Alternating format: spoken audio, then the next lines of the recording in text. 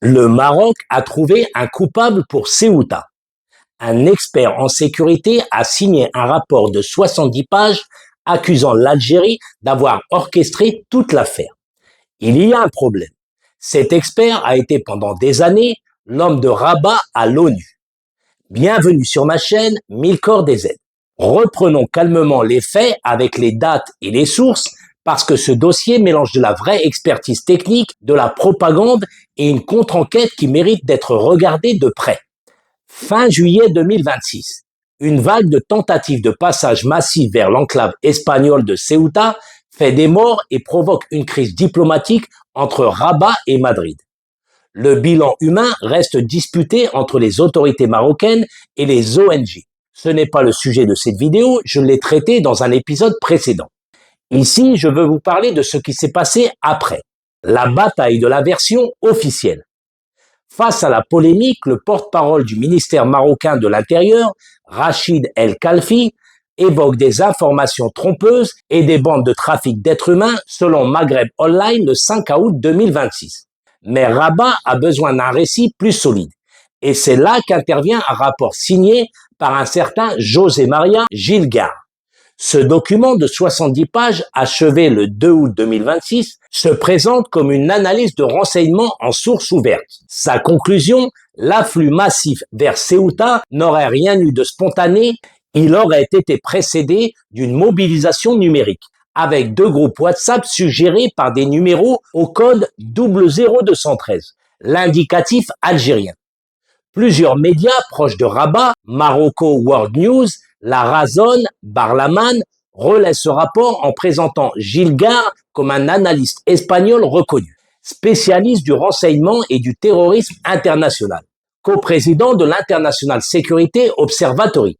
C'est là que le journaliste espagnol Ignacio Cambrero, spécialiste du Maghreb, sort une information gênante sur X, puis sur un article du 4 août 2026, relayé par Maghreb Émergent.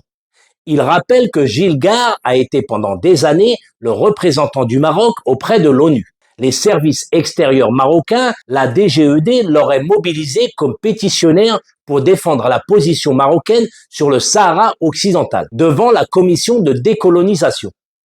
Son nom apparaît dans les documents confidentiels divulgués en 2014. Autrement dit, l'homme qui accuse aujourd'hui l'Algérie a par le passé été rémunéré et mandaté par les services marocains pour porter la voix de Rabat sur un dossier sensible. Est-ce que ça suffit à disqualifier son rapport sur Ceuta? Non, pas à soi seul. Un passé de lobbyiste ne rend pas automatiquement une analyse fausse. C'est là qu'intervient la deuxième partie de l'histoire, la plus intéressante pour vous, parce qu'elle porte sur le contenu technique du rapport lui-même. Akram Khariev, journaliste algérien fondateur du site spécialisé MENA Défense, a publié une contre-analyse relayée par Maghreb Émergent puis reprise par son propre Substack. Et ses critiques sont précises, vérifiables, pas de l'ordre de l'opinion. Premier point, les numéros de téléphone présentés comme preuve d'un rôle algérien sont intégralement masqués dans le rapport. Impossible donc pour un tiers de vérifier indépendamment qui se cache derrière ces groupes WhatsApp. Deuxième point, plus embêtant pour un rapport qui se présente comme une expertise sécuritaire sérieuse, le document attribue un numéro commençant par 06 à l'opérateur algérien Djezzy. Or, en Algérie, la numérotation par opérateur fonctionne ainsi. Le 06 correspond à Mobilis, le 07 à Djezzy, le 05 à Ooredoo, anciennement Nejma.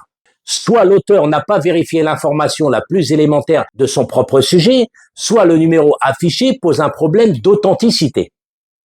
Khariev pointe aussi plusieurs incohérences chronologiques dans le document. Troisième point, celui du simple bon sens. Le rapport suppose une coordination algérienne masquée derrière des dizaines de milliers de candidats au départ. Mais la frontière entre l'Algérie et le Maroc est fermée depuis 1994, hermétiquement surveillée des deux côtés. L'hypothèse d'un mouvement massif de citoyens algériens traversant clandestinement cette frontière, puis tout le territoire marocain jusqu'à Ceuta, sans être repéré, tient difficilement debout. Et ce rapport Gilgar n'est pas un cas isolé. Quelques jours plus tôt, la même accusation sans preuve circulait déjà avec le même ordre de grandeur, 60%. Sur CNews, un ancien cadre de police français aux frontières, Fernand Gontier, avance que 60% des migrants entrés à Ceuta seraient de nationalité algérienne, soit environ 36 000 personnes si l'on retient le chiffre haut de 60 000 arrivés. De plus, l'écrivain Tahar Benjelloul reprend ce chiffre sur les réseaux sociaux en le formulant lui-même au conditionnel. On me dit que 60% parmi eux sont algériens. Vérification, aucune institution espagnole ou européenne n'a publié de données confirmant ce pourcentage.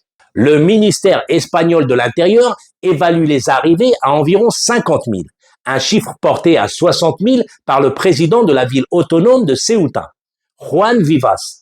Et le ministre espagnol de l'Intérieur lui-même, Fernando Grande Marlaska, a déclaré que ces migrants étaient, je cite, en très grande majorité des Marocains. Et là, la question de bon sens est exactement la même que pour le rapport Gilgard. Comment des dizaines de milliers d'Algériens auraient-ils pu traverser une frontière fermée et surveillée depuis 1994, puis parcourir tout le territoire marocain, Ceuta se trouvant à plus de 400 km du point frontalier algérien le plus proche, sans qu'aucune autorité marocaine ou espagnole ne signale ce flux massif? Deux accusations, deux chiffres ronds sans source officielle, le même angle mort géographique. Si ce genre de décryptage sourcé vous intéresse, abonnez-vous. Ça m'aide énormément à faire vivre la chaîne et ça ne vous prend que 2 secondes.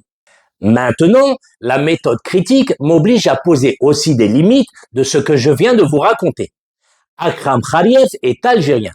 Il l'assume et son site a une ligne éditoriale clairement engagée sur les questions de défense régionale. Ignacio Cambrero, lui, est un journaliste espagnol indépendant, mais il est aussi connu pour ses positions critiques envers le Marzen, le pouvoir marocain. Ce n'est pas une raison de rejeter leur information, les faits qu'ils avancent sont vérifiables et il est important de dire ce que l'enquête de Khaliev démontre, c'est une fragilité méthodologique du rapport, pas une preuve de fabrication totale. De plus, ce qui est certain en revanche, c'est le contexte politique dans lequel ce rapport apparaît.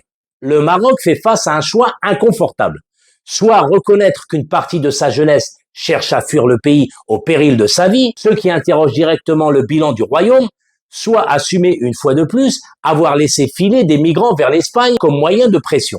Une stratégie que Rabat a déjà utilisée par le passé, notamment lors de la crise de Ceuta en mai 2021. Accuser l'Algérie évite les deux scénarios. C'est une lecture politique, pas un fait établi. Mais elle éclaire pourquoi ce rapport arrive maintenant et pourquoi il a été autant relayé dans la presse proche du pouvoir marocain. Alors je vous pose la question comme d'habitude et j'attends vos réponses en commentaire. Quand A, ce rapport est un outil de guerre informationnelle, commandé ou instrumentalisé par Rabat pour détourner l'attention de sa propre crise migratoire et diplomatique, quand B, le passé professionnel de son auteur ne suffit pas à invalider une analyse technique et c'est la contre-enquête algérienne elle-même engagée qu'il faut regarder avec la même prudence. Dites-moi en commentaire quand A ou quand B et surtout pourquoi. Demain, je reviendrai sur un autre volet de ce dossier Ceuta qu'on n'a pas encore traité et qui nous dévoile chaque jour qui suit ses diverses incompatibilités. Restez abonnés pour ne pas le manquer. Merci de m'avoir suivi jusqu'ici. Prenez soin de vous et on se retrouve très vite sur Mille Corps des Aides.